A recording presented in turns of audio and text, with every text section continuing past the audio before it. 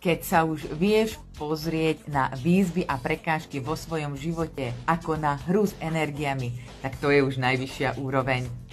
Spýtaj sa seba dve otázky, a to poprvé, ako viem použiť túto prekážku alebo výzvu na upgradeovanie svojho energetického bytia, či už sa jedná o zvýšenie úrovne mojej sebahodnoty, alebo či je to už hĺbšia úroveň sebalásky. A druhá otázka je, ako by reagovala moja upgradeovaná verzia v tejto situácii.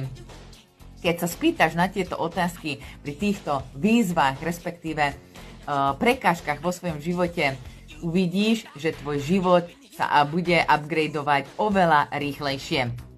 Potrebuješ pomôcť, alebo si nová v tejto tematike, tak 6. novembra otváram svoj jedinečný online kurz Tantra metóda, na ktorý sa môžeš prihlásiť. Maj sa zatiaľ.